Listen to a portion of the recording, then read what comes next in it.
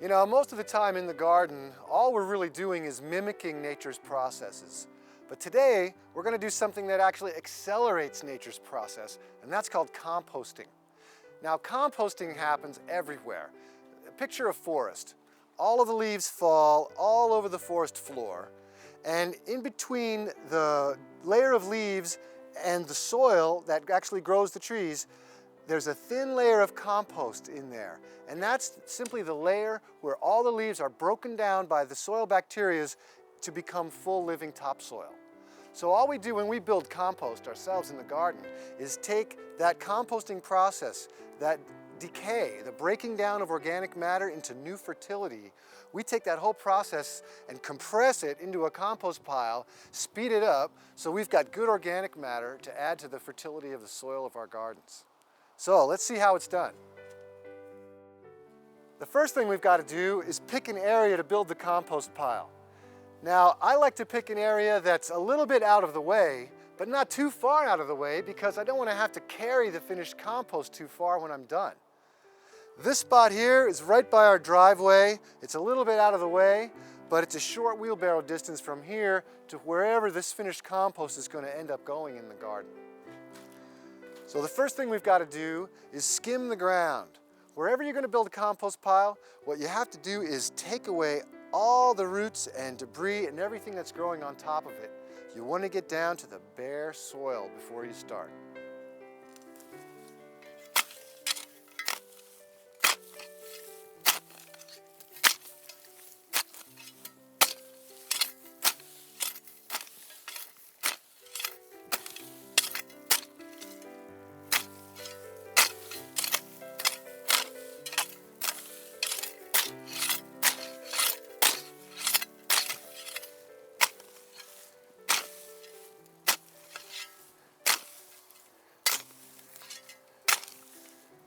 Okay. Once you've got your area skimmed, the next thing to do is to fork it open. Set your garden spade aside and pick up the garden fork. And what we're going to do is we're not going to try to turn this ground over like we would for a garden bed. All we really want to do is work our fork into the soil a little bit and push it up. This soil's a little bit hard, so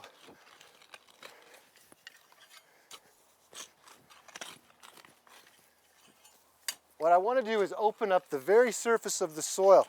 Now the reason for that mainly is drainage.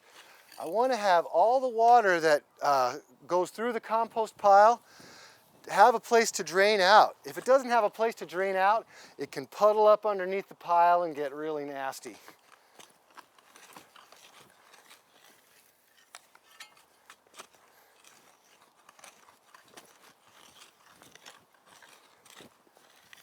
Also, what we're doing by opening up the soil like this is we're allowing all the worms and microorganisms and all the bacterias and things, all the soil organisms that do the actual composting, we're opening up a door for them. And when we build the compost pile on top of them, they can come swimming up into the pile and help do all the decomposing of the composting.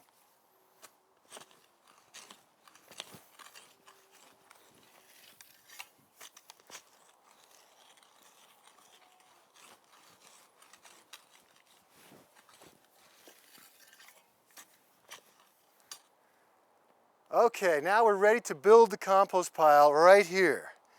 Now you might notice that this is just a flat spot of ground.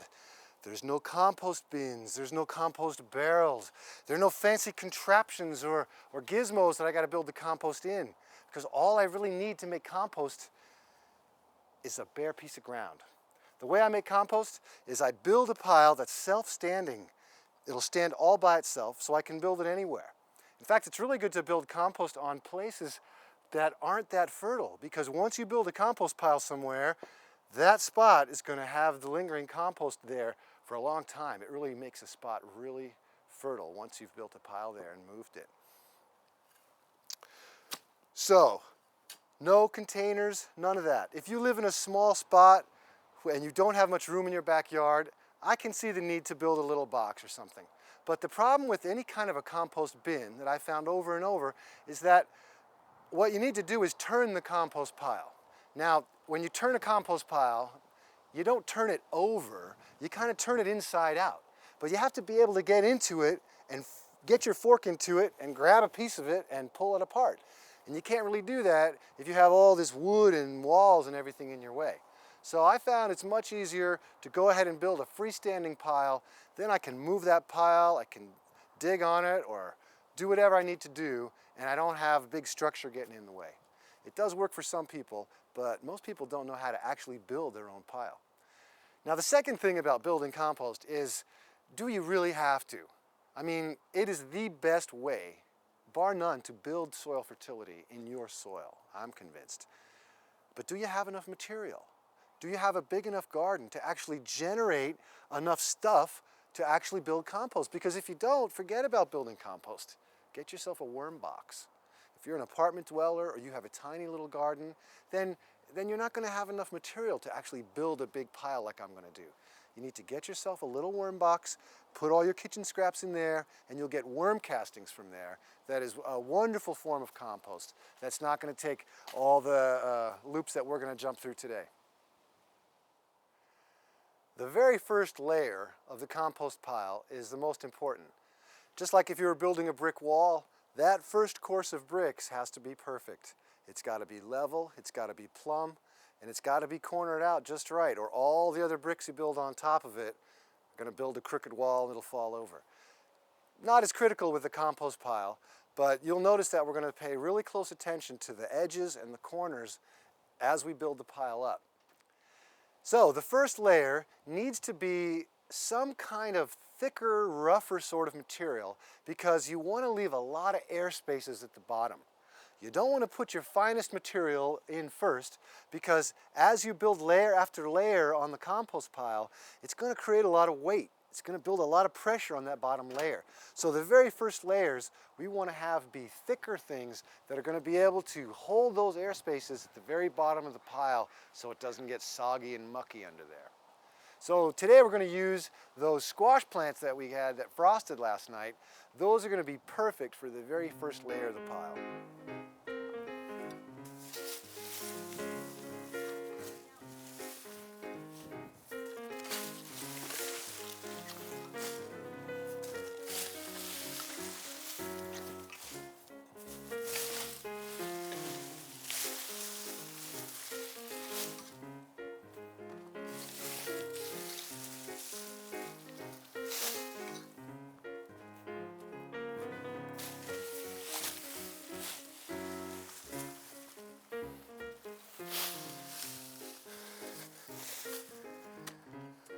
Well, squashes are kind of unruly. They're not the easiest things to work with. So what I want to do is chop them up first so they'll make a nice, flat, smooth first layer. Do that with the spade.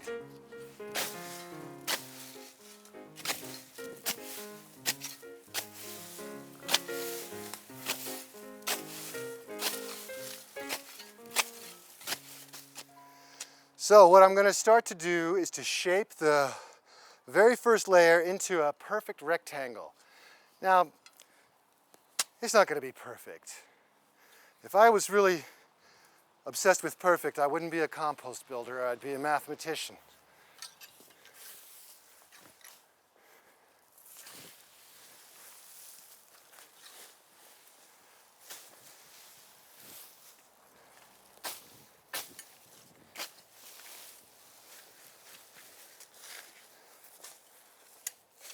What I need to establish with the compost pile right away is the exact dimensions of the very first layer.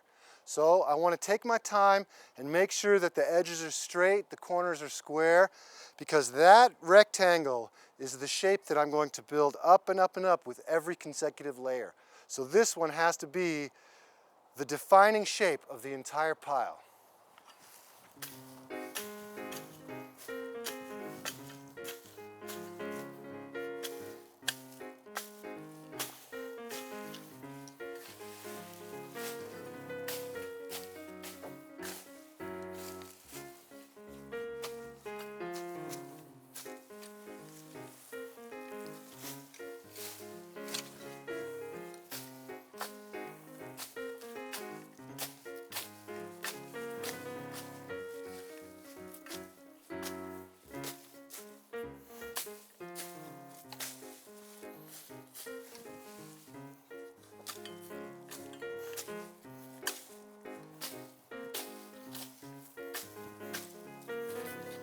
So, there it is. Close enough. Push these corners out a little more. All right then, the first layer, how about that? For the next layer, I want to put on some straw.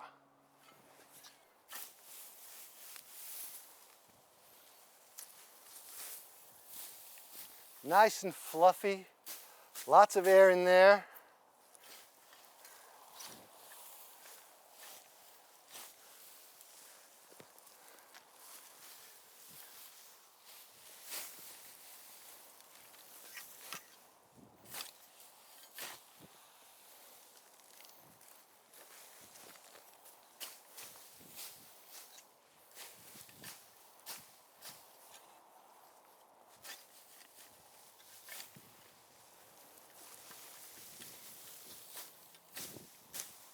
Okay, so that would be the second layer. After you put the second layer on the first layer, you want to go around and fluff up the sides of the pile to make sure your lines are straight. Check those corners. We're going to start building this pile up now. So we want to make sure we've maintained the shape all the way around. So now I need to talk about the two main engines of combustion in the compost pile. And I say engines of combustion because the compost pile is going to get hot. It's going to heat up. Now, how can putting a bunch of weeds and dirt in one place make any heat? Well, that's what we're going to find out. What's going to combust here in the compost pile is the combination of nitrogen and carbon. Those are the two things that combine to create heat in the compost pile. Well, actually, the heat in the compost pile is the body heat given off by the metabolism of all the microorganisms and beings inside the pile, as well as the chemical process of the pile itself breaking down. What we want to do is have the nitrogen react with the carbon. Now we've got lots of carbon sources here. We've got the straw, we've got the stalks and the leaves. Now our nitrogen source is going to be this aged horse manure over here. The horse manure layered with the straw is going to work to break down all the rest of the components of the compost pile. We'll see how that works.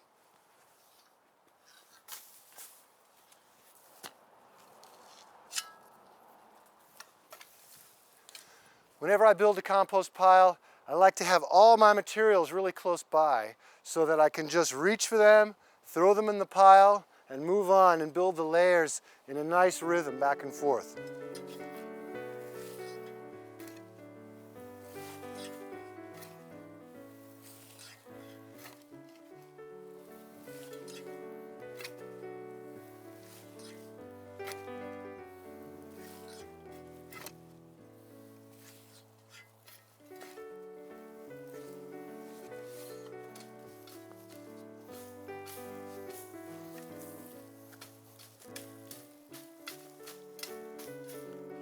After I've got a layer of horse manure on the pile, I want to wet it down. It's kind of dry, so I want to make sure that there's plenty of moisture in all the ingredients in the pile.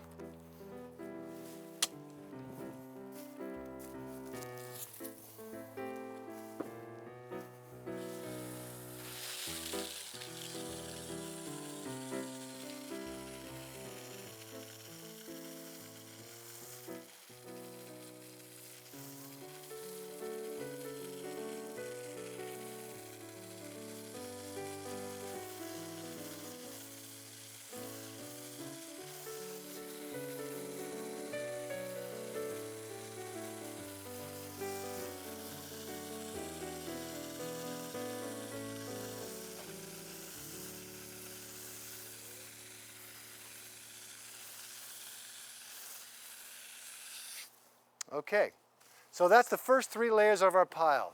We've got some nice thick green stuff on the bottom, and then some brown stuff, some straw, and then some fresh horse manure. Soak that all in with some water, make it nice and moist. Now we're ready to repeat that process with layer after layer in that same sequence. Along the way, we're going to add a couple other things so you can see how versatile the compost pile is to build fertility in your garden. Most of the time, it's okay to add organic soil amendments or aged manure or compost directly to your garden soil. But I like to send all my organic nutrients, pretty much everything that I want to add to the soil, I want to send it through the compost pile, because that's going to integrate it all, it's going to make it all more plant available, and it's going to ease into the garden that much better.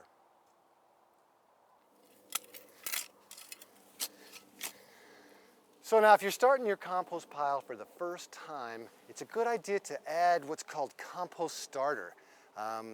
What that is a mix of bacteria and microorganisms and a whole mix of things that are going to actually do the decomposing in your compost. Now you don't have to do that if you have access to really good live living compost. Like this is some black, beautiful, finished compost that I made earlier this year. Now this stuff, believe it or not, all the stuff we're working with over there is going to end up looking like this beautiful black loamy, full of worms. What I do is take some of this, take a bucket of it over to the new compost pile, and I put a bunch of the finished compost that I've already made into the new pile. What that does is it inoculates it. It's very much like sourdough bread. You know, when you make sourdough bread, you have to take a little piece of sourdough culture that you've been saving for a long time and cultivating, and you make your sourdough bread and you save a little piece of it out to keep the culture going. Well, the same thing is true of compost. It's a culture. It's a living, breathing set of microorganisms that are going to break down all the things you throw at it. So what I do is I keep re-inoculating my compost with my own compost, and it creates a localized strain of microorganisms that are working really well right here.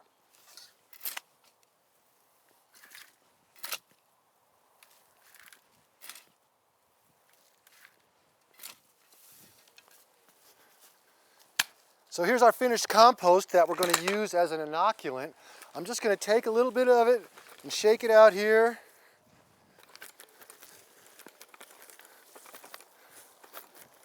Doesn't take very much, just a little bit of a layer like that. And I'll keep adding the rest of this as we go on through the pile so it's evenly distributed all throughout.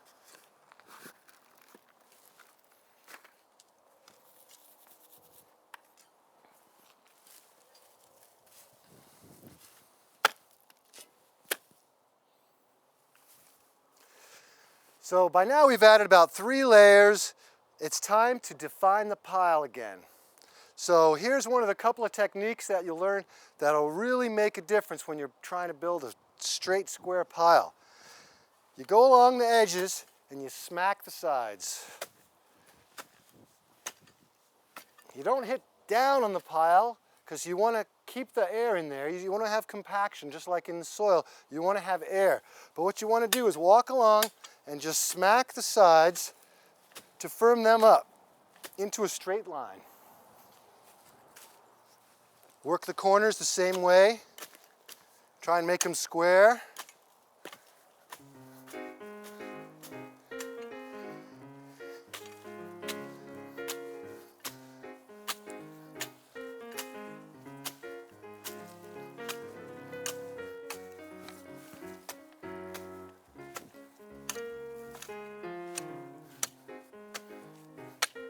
There.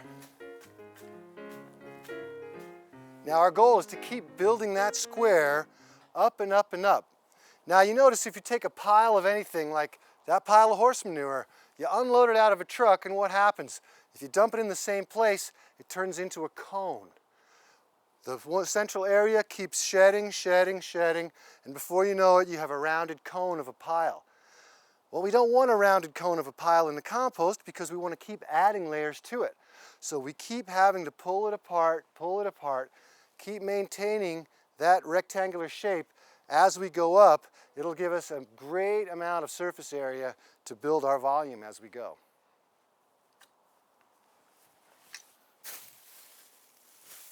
So now it's time for more greens, more kitchen scraps.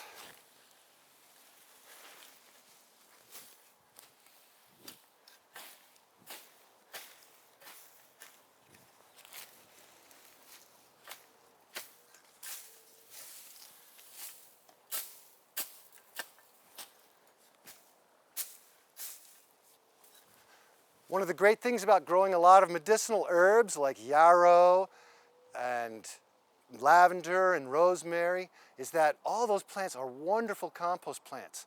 They're great for our health and nutrition, and they're also really good compost makers.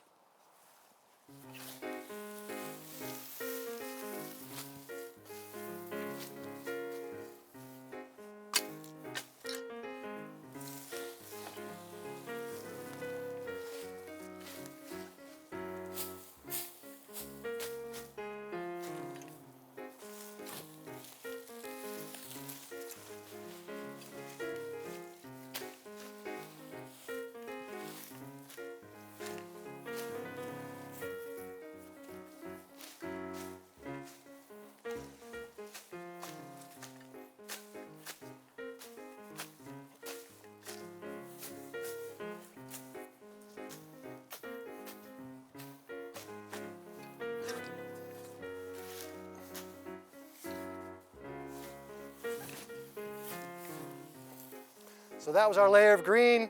Here comes another layer of brown.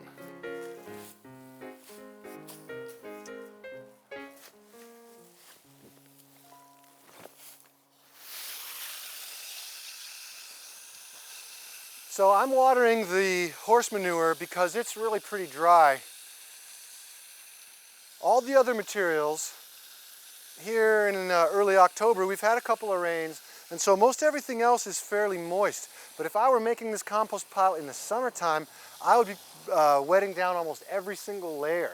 You gotta make sure that there's plenty of moisture in the pile, because all the microorganisms that are doing all that decomposing, they're gonna need a lot of water and air to do their job. So you may need to, if you have really dry materials, you may need to add more water than I am. I'm just making sure that horse manure layer is nice and soaked, and that as we go, all the materials are evenly wet.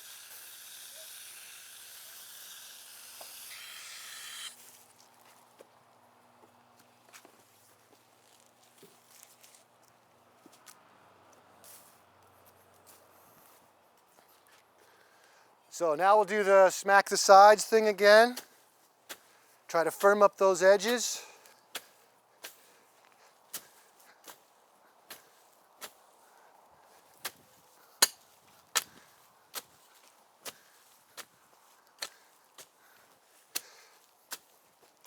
And now here's the second technique that really makes all the difference when you're trying to maintain these edges. And that is, you take the fork, you stick it in the pile and pull outward. Stick it in and pull the whole pile out.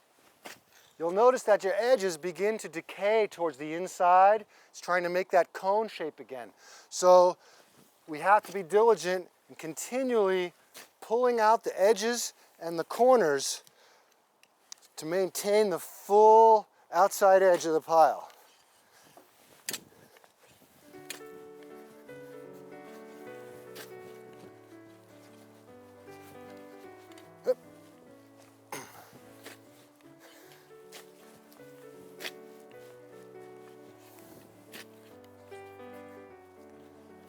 And then firm it up if you need to. All right.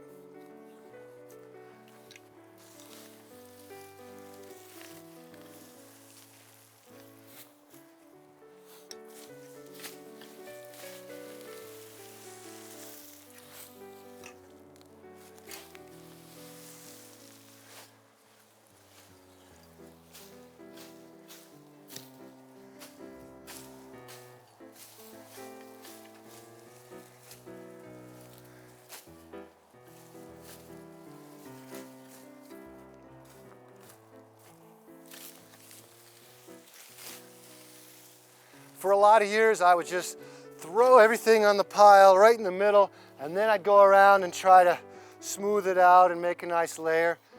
I've since learned that it takes less time in the long run to actually take my time and build the layer as I go.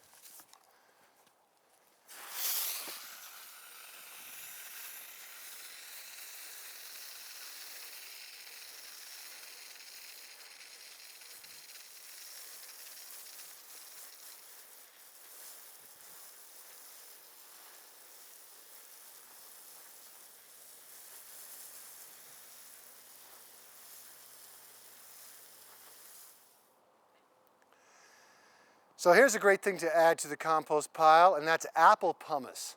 This past weekend we had our big apple cider pressing party, and at the end of that we've been through bushels and bushels of apples. This is worm candy. The worms love this stuff. So every year I always make sure that all the apple pumice goes right into a new compost pile.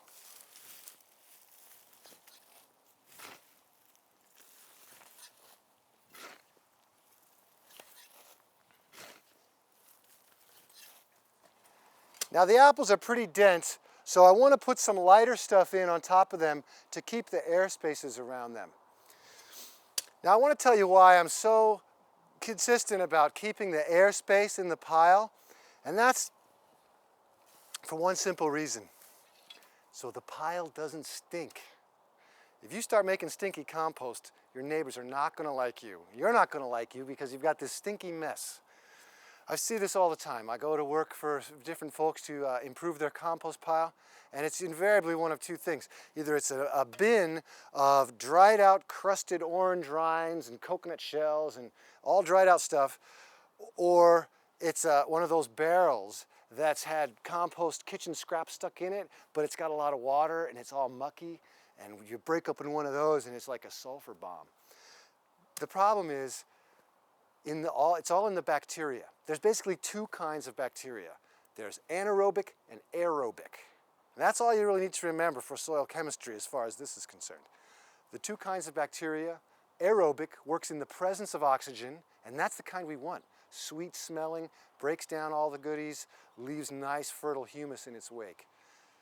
Anaerobic bacteria are the kind that thrive in the absence of oxygen. They're the ones that make methane gas and sulfur gas and all the really stinky, smelly, mucky messes. With no oxygen, that's what happens. If you end up with a sticky, mucky mess sometime, too much moisture, not enough air mixed in, all you have to do is open it up, let some air in there, and you get the new bacteria. You get some aerobic bacteria growing in there. They'll kick out the anaerobic bacteria, and you'll have sweet-smelling compost again. But it's much easier to start there. Keep the aerobic bacteria growing in your pile by giving them lots of oxygen.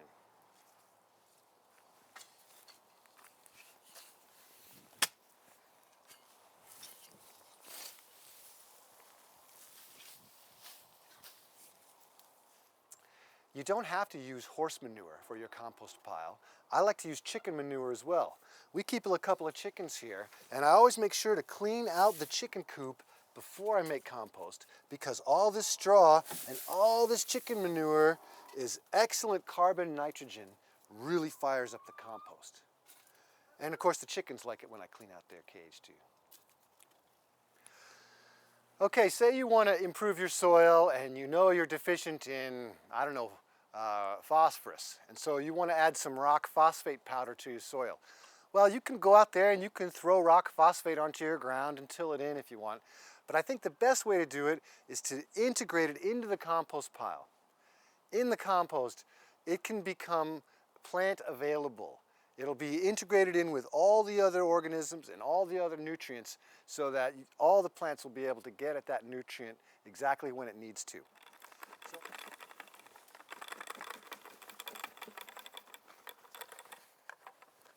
Now if you have a lot of things you want to add, a lot of powders, maybe you layer them in with each layer, or maybe every third or fourth layer, depending on how much you want to do. It doesn't really matter exactly how you layer the compost pile. The important thing is the even mixing of all the ingredients together.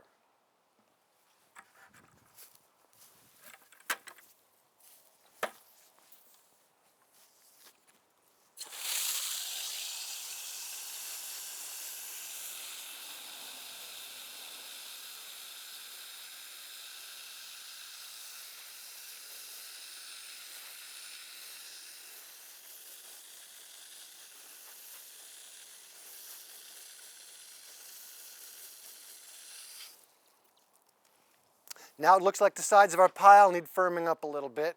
I'll try to do it every third or fourth layer.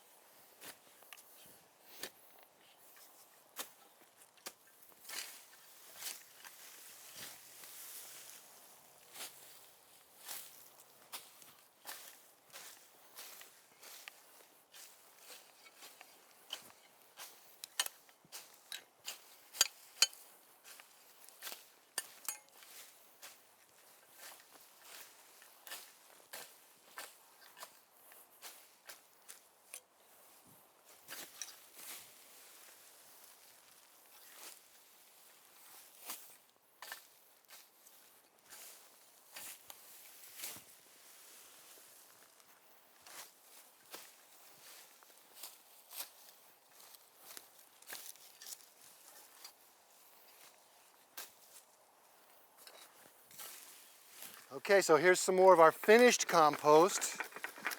The stuff we've made before, and what all this is going to end up looking like. And it's the inoculant. It's releasing millions of tiny organisms and bacteria into this pile. In a way, what we're doing with the compost pile is pure alchemy. We're basically taking straw and spinning it into gold. We're taking all this useless scraps from the garden, cooking it all together in this cauldron of a pile, and creating fertility. That's one of the best things we can do as gardeners, is creating fertility. And here it is. We're unleashing universes of organisms to rise and fall in their populations and do an incredible dance in this whole little area. Millions of creatures, all to create this whole big cycle of the garden. It's pretty amazing.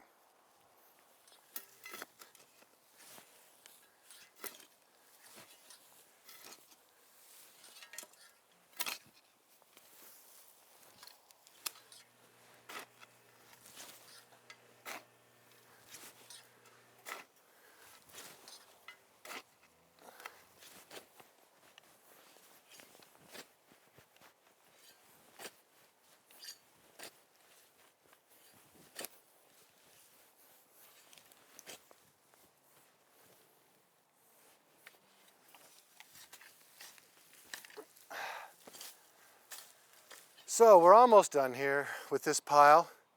And I have to admit, it is a lot of work to build all this up.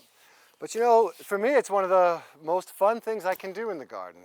I get to use my whole body, I get to stretch, and it's very satisfying to clean up all these random piles of everything, finally getting them all tucked together into a nice pile that is going to build fertility for everything else. So even though it's a lot of work, it's the thing that keeps me healthiest in the garden, as much as the things I grow.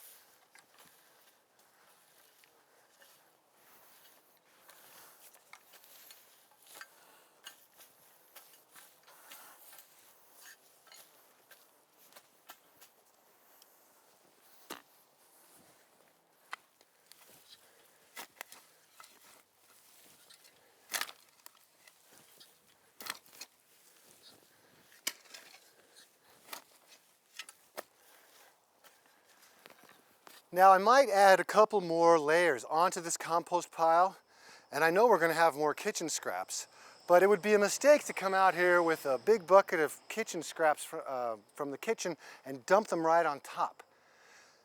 Raccoons and critters will get in there and make a mess of it. All those things will dry out or smell, and they won't get integrated into the compost. So once you have a pile built like this, what you have to do is come out with your kitchen scraps and dig a hole right in the middle. You have to open up a big old hole right down in the middle of the pile, and then dump all your kitchen stuff way down in there. That way the worms can get at it and the raccoons can't. So we've spent a good part of the afternoon building this compost pile.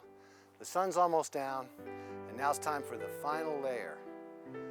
Building compost is one of the most important parts of gardening and farming, but I have no illusions that I'm making any compost. So what I like to do as a very final gesture when I build a compost pile is I like to leave a little blessing for all the invisible forces that are actually at work in the garden, because without them, I wouldn't be able to do what I do either.